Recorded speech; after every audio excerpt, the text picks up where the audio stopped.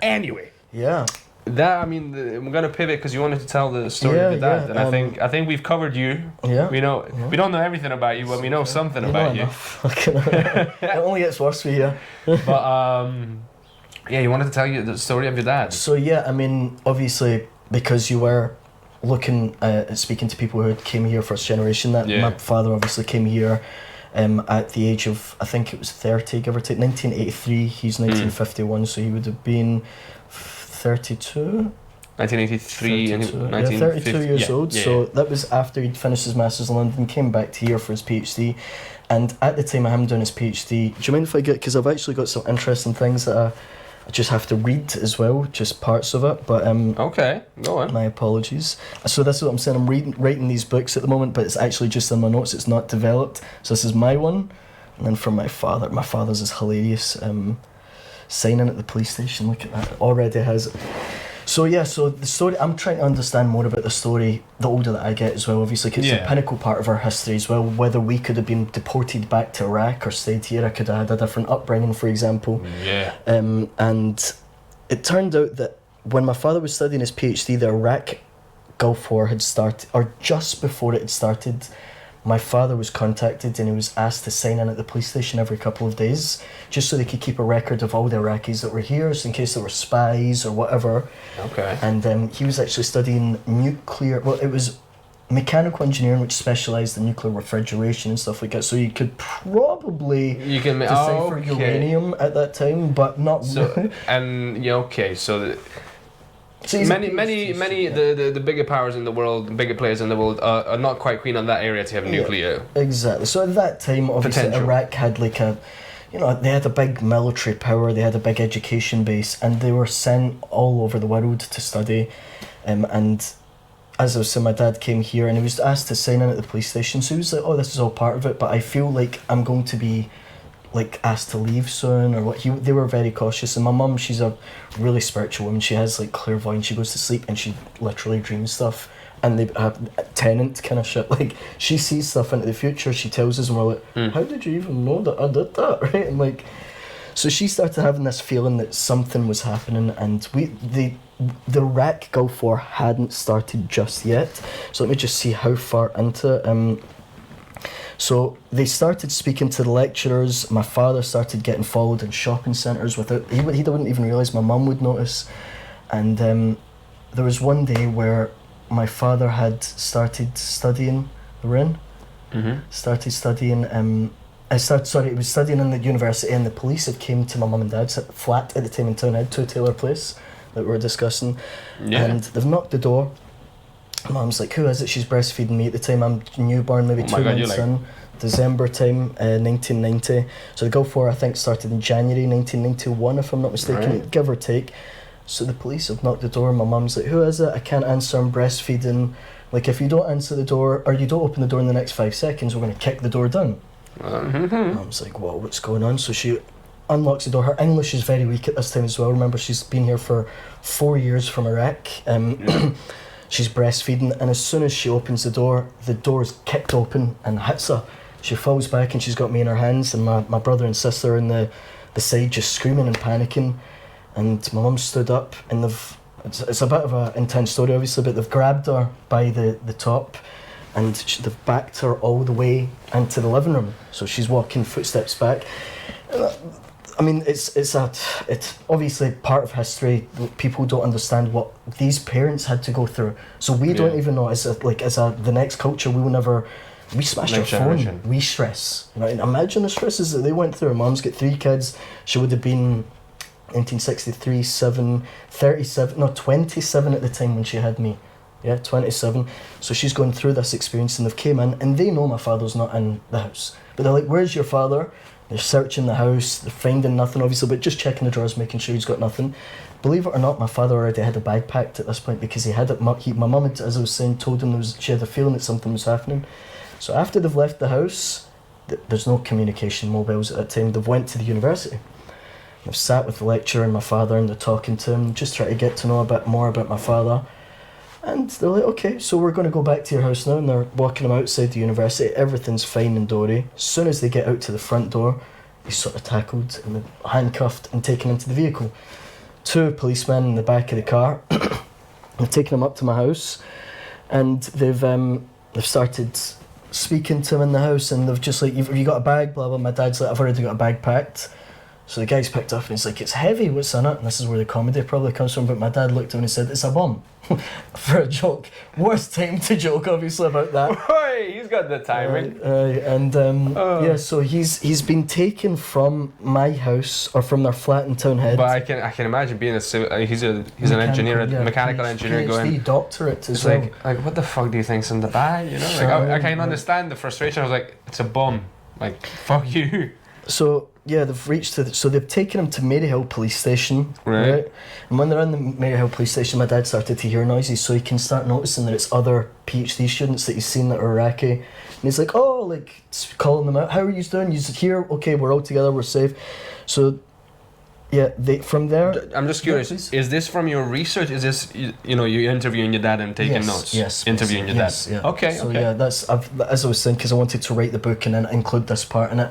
And just interviewing him the other night, so this is why I don't know it off by heart, but he started showing me these papers that was the law firm that fought to keep all these Iraqis in Scotland, and one of the reasons that they were not deported was because there's not a direct flight to Iraq. So due to that, they couldn't leave. Imagine if Ryanair was around that time. So they got a van to the airport from the Maryhill police station, and the van was driving like mad, right? And this van went through the basement. I never even knew there was a basement to the airport. Through this area, and then took them to the runway. They got put in the plane, and they got flown to driving like mad, basement and airport. So the airport jail in Heathrow Airport. So it's just an airport jail that's in there. Yeah, kept in there, and there was more Iraqis coming from different unis all over the UK. So now my dad's starting to notice that it's just Iraqis they're rounding up the Iraqis. And they're just rounding them all up. I think it was mainly the ones studying their PhD though, because they were technically under like Saddam's funding at that time. But during the Gulf War started, all their funding was ceased. So they had no money. My mum couldn't feed like the kids, for example. My dad's in jail. I know we're getting to it. So the guy in charge. So this is from London Heathrow. Yeah. And the convoy's handcuffed to the police as they're coming out, like all these different students as well. And the guy in charge of the jail at the time is spoken to my dad, and he's like, yo, my sister's husband's Iraqi, I can potentially get you some kebab and whatever. And my dad's like, oh, amazing, that'll be great. So they didn't have like the worst experience when they're in there at the time. Okay, so there's some humanity left still. There was some humanity, even though they're not warned about anything, like obviously the experiences that my mum had went through prior. I mean, yeah, but that, the opening 5 minutes of this story are pretty intense. That's right. And so they get taken from the airport jail in Heathrow up to Hammersmith, and that's where they were taken. And they were asked, do you want to be with the criminals or do you want to be with the Iraqis? So there's a different section in the jail. Yeah. If you're Iraqis, you're 3 to a room. And that's actually 2 of my friends that I know till this day. He shared a jail cell with they 2. They weren't allowed to flush the toilet just in case they put anything in the toilet, right? But they have nothing because they've been searched when they've come into the prison or whatever. So they had to knock so they could flush the toilet. They were communicating to the people in the next bit. In the next jail cell by Morse code, believe it or not, because people knew that at that time. Because they're all engineers. Yeah, and that night they were told that the war had started. So they were told, now the war started in Iraq, blah, blah, and they're watching, my dad was telling me there was like a TV that they could hear the news, but the guards, some of the guards were dicks, so they would play dominoes and shit very close to the area so they couldn't hear what was going on. And some people have egos, obviously, especially in a jail career. Yeah, like when you get to the penitentiary system, there's a lot going on there. So in the morning they were taken from Hammersmith to Pentonville, right? And Pentonville, or I think it's pronounced Pentonville, I don't know how to actually pronounce it. You're talking to exactly. Transylvanian here, so. I used to learn English better than that. Okay. So they were there for 4 or 5 weeks, and it was like an old abandoned jail, similar to like the American jails that you see in movies. It's like 3 floors with a gap in the middle, and it's each jail cell. And yeah, they're communicating through the heat pipe through Morse code. And that was when my dad started smoking. To pass the time, he'd ask for rolling cigarettes. They'd start rolling there. How long was he in for? That was 4 to 5 weeks in that one. Okay. And Maryhill they were in for like a night, I think Hammersmith a night. There was 2 jails that they were taken to for 4 to 5 weeks. So in total, I think he told me it was like 6 days, 8 days maybe, or something in total. So they basically went, we're going to treat you as a suspect. Yeah, basically. Just a spy. We don't know who the fuck you are, and we are going to check up on if you're basically... But what about with the system, innocent I guess? until proven guilty? Well, that's the reason that I want to speak about sort of this story as well, because it's so amazing to, like, people, like, for example, so many people are naive. They don't actually know, like, in the Middle East, bro, if you're jailed, you have no rights. Like, bye Felicia. So, just to give you an idea, my dad was 18 years old when he got imprisoned for 9 months because he wanted to leave the country and he got snitched on. Oh, look, like, it's an example. And he went to, like, Where's communist he now? Romanian prison. Nah, man. So...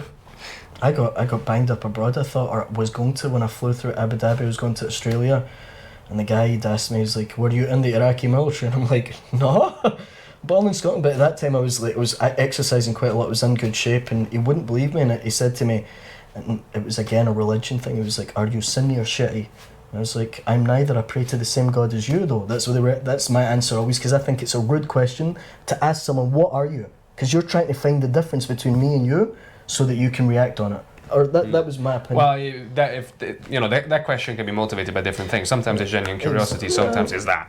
But I mean, anyway, cut long. We'll go back to this. But what I was saying with that, they stopped me for 5 hours, took my British passport off me, and wouldn't let me contact the British Embassy, as an example.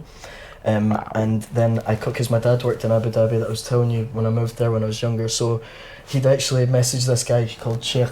I'm not going to say the name, but he was a Sheikh, very high up guy. And he sent me a voice note, and I could hear him in a club at the background. It was going, it's an Arab guy's drink, trust me, even if they pretend they don't. So it's like, Sadim, don't worry. I vouch for your family, I know your father very well. James Bond is on his way to help you. And I'm like, what? And then some dude shows up in the white robe. He's like, Sadim Kafachi? I'm like, he takes my passport. He's like, on you go. I'm like, do I not even get an apology? He's like, go. Just go. Shush and go. Yeah. Anyway, so getting back to that story. So yeah, so my dad, 4 to 5 weeks it was in there. And yeah, it was interesting because the bathroom was not working in the building, so they had to get taken to another place to shower.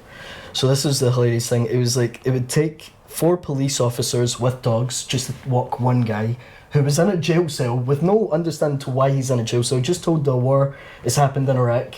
And he wants to go shower, so he's taken to... And I asked my dad... So they've assumed that they're threats to national security. Yeah, threats to national security. And I've asked my dad, I'm like, Dad, how did you feel at that point when you're getting walked to the police officers? Pissed off as fuck. He's like, no, I thought so. He's like, I'm not going to lie.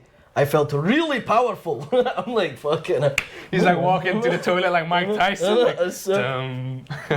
So yeah, so then they were taken after that to York. After the 4 weeks there, they were taken to York, and they were sent for another 4 weeks in jail there, which was a high security jail. So during the time, my mum would travel from here to York with the professor of my dad's university. He was the lecturer that helped my dad a lot. And he saw in a paper or an article or something that there was this family that were trying to help Iraqis that were visiting the prisoners. So they were opening their house. It was a British family from York, Val and Steve, we remember them, amazing couple. And they were a big part of our life growing up as well, obviously, because my mum would travel and he would let my mum with my big brother and big sister and myself stay there while my mum would go visit my father in jail. And it was beautiful because you saw so many Scottish and British families that were actually there to help the community. The people that actually saw what was happening. I mean, this is like similar to what happened in World War II in America with the Japanese internment camps. So they just rounded up the Japanese citizens living there. See, the interesting thing is this was only like 20, 30 years ago. It's not like... Like, what was it? Was it 89 you said? 1990, 91. 91, I mean, wow. That was just a couple years before I was born. So this is like another 4 weeks they're spending in York, and my mum's coming to visit. And yeah, like my father was eventually released. Oh shit, by the way, see the family that was helping the Arabs stay in the houses?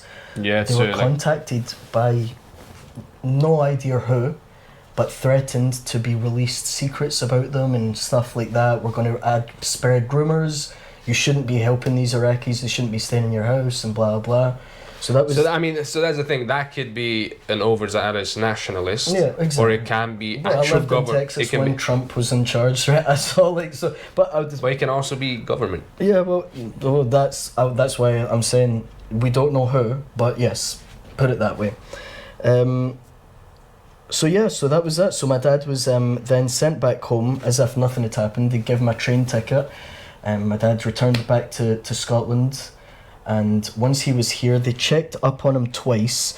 At this time, my father's assets were all frozen. The student, like whatever he was, and my dad had nothing at this time. He was pretty much, I think he had a Citroen that he used to push down a hill to get started almost, and he got a fucking hernia and whatever. Yeah, I can't imagine the stresses that he went through. Obviously, I was lucky when I was growing up at the teenage years that my family had started working their way up a wee bit better, but he had to become a teacher at the time, otherwise he would got deported if he didn't have a job.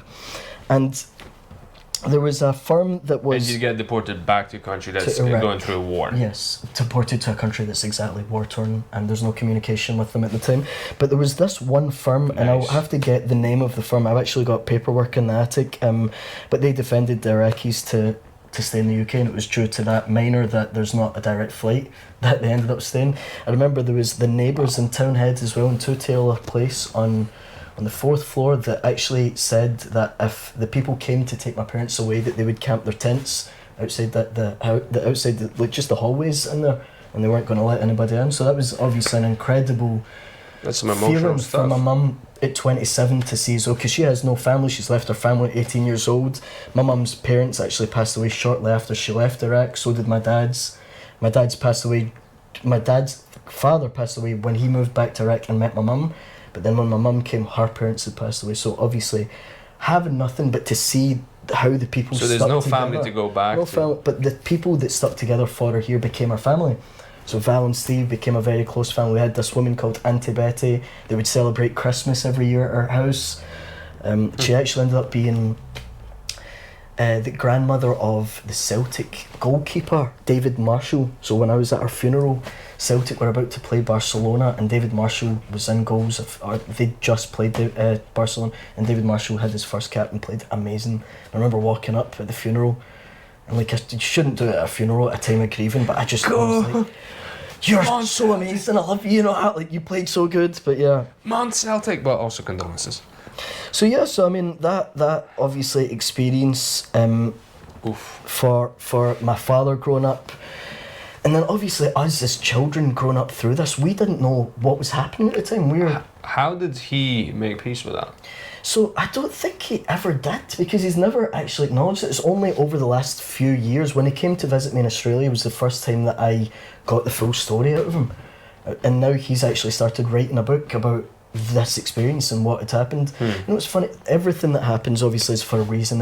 You meet people through, in my opinion, you meet people through reason and whatever, and like, as hilarious as it is, my father's life has been difficult, but it's also worked out to a way that, you know, it's such a blessing, because he could have been in the army, probably deceased by now, for example, if he was in the war, because he would have had to have been, you know, not frontline, because he would have been an officer or whatever, because he was educated, you were a bit higher up. But yeah, I mean, still the a risky lifestyle. Yeah, and by you know, any means. Everything that I don't mean it in this way, but you've came to my house today, you've met my family, you've seen them as they walk past you.